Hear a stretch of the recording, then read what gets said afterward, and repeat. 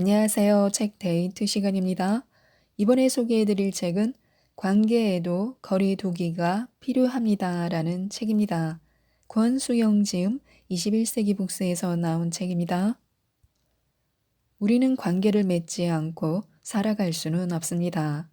그런데 항상 좋은 일만 생기지 않아 이런저런 갈등이 생겨나고 그로 인해 마음의 상처를 받기도 하고 상처를 주기도 합니다. 마음은 그게 아닌데 먼저 큰 소리가 나가고 심한 말이 튀어나와 감정의 골이 깊어집니다. 인간은 참 이상합니다. 생각 따로, 마음 따로, 말 따로, 행동 따로 합니다. 이 책은 이렇게 답답할 때 내 마음을 들여다보고 제대로 알아 마음 상하는 일 없이 친밀하고 좋은 관계를 유지하기 위한 관계 맺기의 기술을 보여주는 책입니다. 상처를 주지도 받지도 않으면서 모든 이들과 적정 거리를 유지하며 좋은 관계를 만드는 법에 대해서 알아보도록 하겠습니다. 우리의 말이 칼이 될 때가 있습니다. 인도의 성자 마하트마 간디의 손자이자 시민운동가인 아룬 간디는 할아버지로부터 배운 교훈을 이렇게 설명했습니다. 우리가 모두 폭력적으로 행동하고 있다는 것을 인정하고 우리 마음가짐에 질적인 변화를 일으켜야 할 필요가 있음을 인식하는 것. 내가 이 세상에 있는 폭력을 이해하고 인정할 수 있다면 비폭력의 진가를 더 잘 인식할 수 있으리라 라고요.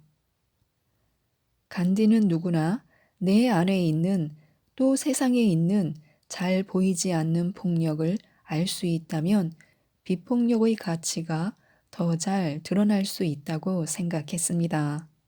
스스로 한번 평가해 보시기 바랍니다. 나는 폭력적인 사람인가 하고요. 대부분의 사람은 자신의 선량함을 주장할 것입니다.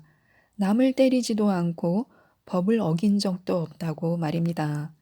조금 더 솔직한 사람이라면 폭력적인 마음을 품은 적은 있지만 실제로 분출한 적은 없다고 말할지도 모릅니다. 그런데 아룬 간디는 육체적 폭력보다 더 해롭고 간악한 것은 정신적 폭력. 이는 우리의 일상적인 대화에서도 시작될 수 있다라고 말했습니다. 정신적인 폭력, 즉, 사람의 마음에 상처를 주는 행위는 평범한 대화에서도 튀어나올 수 있습니다.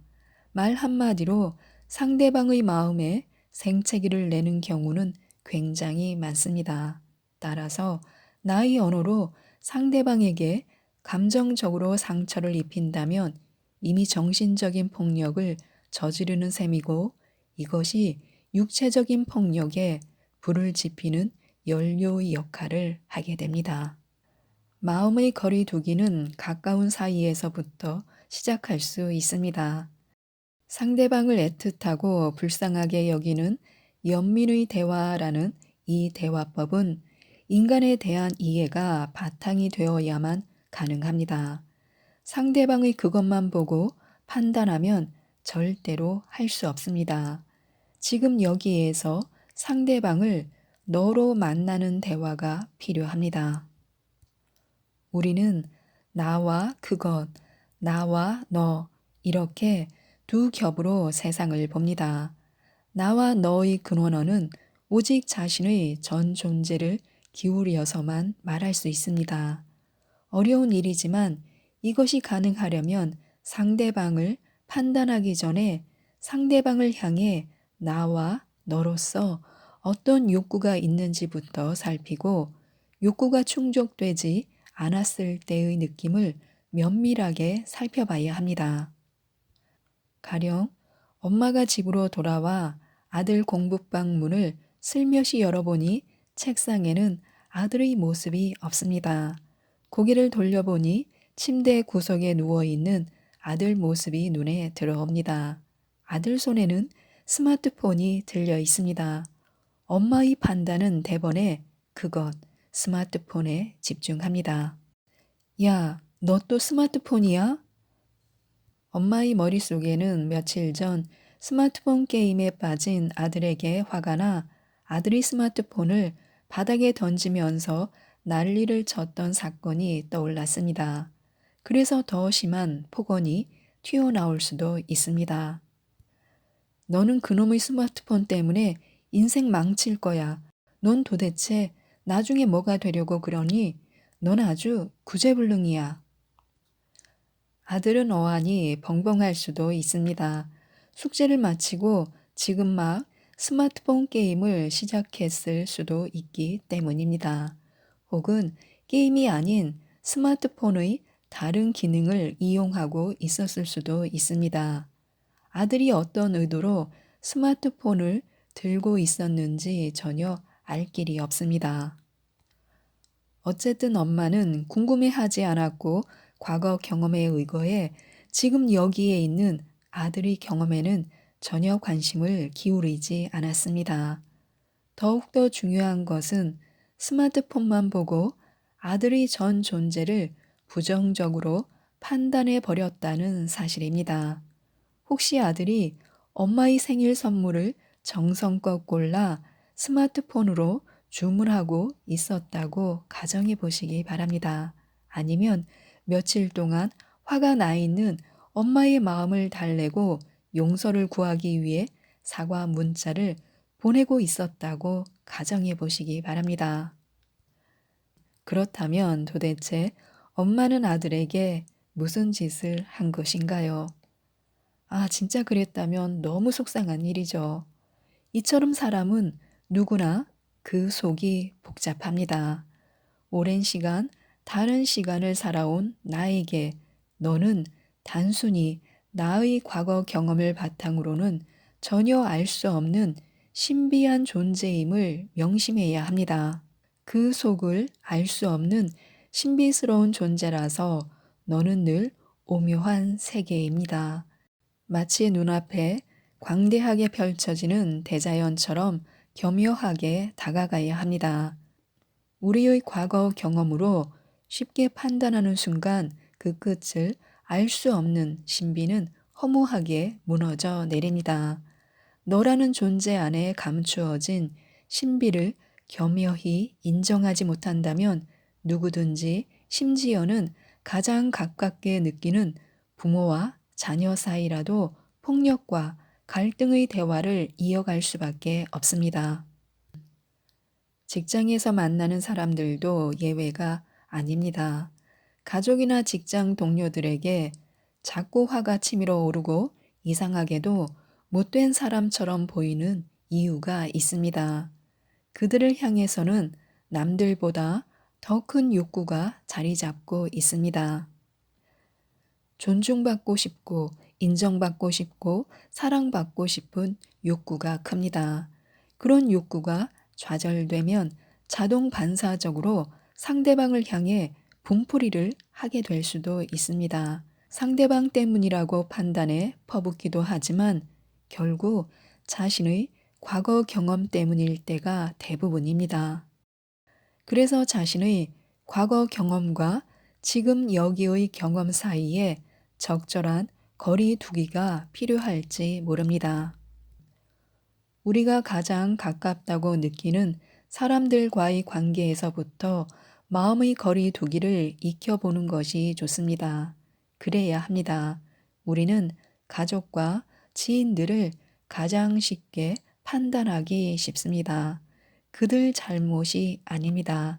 그들이 본심을 너무 잘 알고 있다고 착각할 뿐입니다. 착한 사람인가 아니면 착한 사람 증후군인가 하고 생각해 보신 적이 있으신가요? 당신은 착한 사람인가? 라는 질문을 들으면 어떤 생각이 드시나요? 그런 것 같다라고 생각하는지 아니면 그런 편은 아니다라고 생각하는지 스스로 착하다고 여기는 데는 나름대로 정당한 근거가 있습니다. 법을 잘 지키는 사람이기 때문이라거나 양보와 희생의 미덕을 갖춘 사람이기 때문이라거나 주변의 평판을 듣고 그렇게 말하는 사람도 있을지 모릅니다. 내가 이렇게 착하고 순종적이지 않으면 인정받지 못할 것이라는 불안감에 사로잡히는 자기 주장 결핍증은 결국 자신을 있는 모습 그대로 받아들이지 못하고 바깥의 평가에 휘둘리면서 낮은 자존감으로 살아갈 때 발생합니다. 이렇게 자기 주장 결핍증을 가진 이들은 타인과 관계를 맺는 방식도 매우 불안정합니다. 처음에는 남들이 하지 않는 굳은 일을 자청해서 희생하는 방식을 택하기도 하고 회의 때마다 참석자 모두의 눈치를 보면서 자신은 어느 편에도 서지 않으려고 부단히 노력합니다. 때로는 모두를 몰래 찾아다니며 자신은 반대하지 않는다면서 같은 편임을 피력합니다. 처음에는 성실하고 무난한 사람이라고 칭찬을 얻을 수도 있지만 시간이 지나면 자기 의견을 숨기는 회색 분자라는 평가를 받을 수도 있습니다. 그런데 자기 주장 결핍증 소유자들의 결정적인 문제는 다른 데 있습니다. 그건 바로 자신이 어려울 때 정작 믿고 찾아갈 사람이 없다는 것입니다. 가공하지 않고 진짜 자기 이야기를 털어놓을 사람은 단 한 사람도 찾을 수 없습니다. 안타깝게도 이런 사람이 우리 주변에 너무도 많습니다. 그래서 우리는 불행한 관계주의자가 되지 말아야 합니다. 행복을 연구하는 학자들이 하는 공통적인 주장이 있습니다. 일반적으로 인간관계를 잘 맺는 사람들이 행복하다는 것입니다. 그런데 우리가 관계주의자로 살면서도 행복하지 않은 이유가 있습니다. 타인과 나 사이에 건강한 거리 두기를 하지 못하기 때문입니다. 그러다 보니 많은 사람이 만성적으로 자기 주장 결핍증을 안고 살아갑니다. 자기 주장 결핍증을 안고 사는 이들은 타인과의 관계에서 나와 너의 관계로 살지 못하고 늘 평가받는 그것으로 살아갑니다. 자기 주장이란 내가 상대방과 당당한 인격체로 만날 때 자신 있게 내세울 수 있는 자기 목소리입니다. 어린 시절 늘 부모나 주변의 인정과 주목을 받지 못한 이들은 커서도 친구나 다른 사람들과의 관계에서도 자꾸만 부정평가를 불안해하는 그것으로 전락하고 맙니다. 한 학생의 사례를 들어보겠습니다. 간호대 3학년에 재학 중이었던 이 학생은 어느 날 실습을 끝내고 밤늦게 집으로 돌아가는 길에 너무 배가 고파서 포장마차에서 딱 1인분 남은 떡볶이를 포장했습니다. 그런데 공교롭게도 자취방에 돌아오니 룸메이트가 떡볶이를 너무 먹고 싶어 했습니다. 보통 사람이라면 사정을 이야기하고 본인이 먹거나 일부만 나누어 먹을 것입니다. 하지만 이 학생은 자기는 먹고 왔으니 이건 너가 먹으라고 사온 거라며 떡볶이를 모두 내주었습니다. 자신도 모르게 순식간에 벌어진 일이었습니다. 친구는 역시 너가 최고야 라면서 좋아했습니다. 맛있게 먹으라고 말하고 자신의 방에 들어가자 갑자기 마음속 깊이 서러움이 차올랐습니다. 그만 눈물이 왈칵 쏟아졌습니다. 이유가 무엇일까요? 이 학생이 너무 착해서 그럴까요? 아니면 바보 같은 것일까요? 상담사로서 추측해 보자면 이런 이유일 가능성이 있습니다. 이 학생은 어린 시절부터 나와 너의 관계 경험이 부족했습니다. 인격체로 충분히 존중받지 못하고 부정적인 피드백에 익숙해져 있다면 극심한 평가 불안에 시달리게 됩니다. 어린 시절 외부 평가에 대한 불안도가 높은 사람은 다른 사람을 배려하고 양보하는 일상을 보내게 되는 경우가 많습니다. 묘하게도 나중에 직업을 선택할 때도 다른 사람들을 돌보고 서비스를 제공하는 감정 노동자의 역할을 맡는 경우도 많습니다. 이 학생이 간호대를 택한 것도 이런 이유에서 기인했을 수 있습니다. 어린 시절에 나와 너가 아니라 나와 그것의 경험이 오랫동안 축적되면 정신분석학 용어로 고착이 형성됩니다. 고착이란 지속적으로 발달의 단계에 따라 꾸준히 성장해야 할 인간이 과거 어느 특정 시기의 경험에 묶여 있는 것을 말합니다. 어린 시절 부정적인 관계 경험이 쌓이면 이러한 경험은 잠복 상태처럼 현재 경험에까지 무의식적인 영향을 미치기 시작합니다. 겉보기에는 멀쩡해 보이지만 과거 경험의 감옥에 갇혀 있는 상태입니다. 부모에게 심한 비난을 받아왔던 아이가 몸은 커서 사회생활을 시작한 성인이 되었지만 여전히 야단 맞는 아이의 경험에 머물러 있는 것처럼 속으로는 극도로 불안한 일상을 산다는 의미입니다. 특히 어린 시절 충격적인 외상을 주는 사건이 있었다면 고착은 더욱 심해집니다. 이런 경우에는 어린 시절이 거의 생각나지 않거나 평범한 어린 시절을 보냈다고 여기는 등 기억이 희미해지는 경우가 많습니다. 의식의 세계에서는 그 충격을 떠올리지 않기 위해 평소에도 아주 강한 내면의 목소리를 발동시키기 때문입니다. 너는 그저 평범한 아이야. 다른 사람들과는 무조건 잘 지내야 해. 엄청난 학대나 트라우마 경험이 없어도 내면의 목소리는 자연스레 생겨납니다.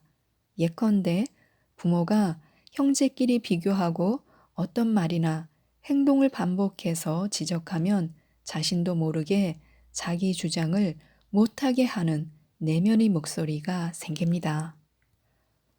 너는 누구한테나 비난받을 수 있어. 그러다가 너 좋아할 사람이 한 명도 없을 수도 있어. 룸메이트가 너의 유일한 친구 아니야? 그 친구 잃으면 어떻게 해? 그런데 떡볶이를 혼자 먹겠다고? 아니지. 그냥 줘야지. 아주 순식간에 일어난 일이지만 그 짧은 시간에 그간 자신에게 끊임없이 행동 가이드의 역할을 했던 내면의 목소리가 급하게 발동했을 가능성이 높습니다. 이렇게 외부 평가를 불안해하는 내면의 목소리를 들으면 들을수록 나오는 해답은 단 하나입니다. 착하게 살자. 주위 사람에게 최대한 맞추면서 사는 게 상책이라고 생각하게 됩니다. 이게 바로 자기 주장 결핍증의 내면에서 나타나는 현실입니다. 이와 관련해 심리 상담에서도 상담자가 유의해야 할 내담자의 발언이 있습니다. 선생님 덕분에 너무 좋아졌어요. 선생님은 저에게 꼭 필요한 사람이에요. 내담자가 이런 말을 했다면 그 심리 상태를 유심히 살펴야 합니다. 칭찬받아서 기분이 좋다고 넘겨서는 안 됩니다. 혹은 그동안 내담자가 상담사에게 마저 좋은 사람으로 보이려고 하는 것은 아니었는지 기민하게 반응해야 합니다. 이 말에는 상담사가 본인을 싫어할지 모른다는 불안감이 담겨 있기 때문입니다. 오히려 이런 자기 주장, 결핍증이야말로 심리 상담으로 도움을 받고 좋아져야 할 부분일 수도 있습니다. 상담이나 심리 치료의 목표는 궁극적으로 어린 시절부터 고착된 나와 그것의 관계에서 벗어나 상담사와 새로운 관계를 형성하며 나와 너의 경험을 획득할 수 있도록 돕는 것입니다. 지금까지 이 책에 대해서 말씀드렸는데요. 나, 너, 우리가 있고 가족이 있어서 서로의 안녕을 묻는 것이 인사말입니다. 관계는 버리거나 끝내거나 없앨 수 있는 것이 아닙니다. 나와 너, 너와 나 사이에 처음부터 있었던 선물입니다. 정말 따뜻한 말입니다. 나와 나, 나와 가족, 나와 이웃, 나와 직장 동료, 나와 친구, 이 모든 사람들과 선물과도 같은 관계를 맺기 위해 이체 관계에도 거리 두기가 필요합니다를 꼭 한번 읽어보시고 행복하게 살아가셨으면 좋겠습니다. 이상 책데이트였습니다. 감사합니다.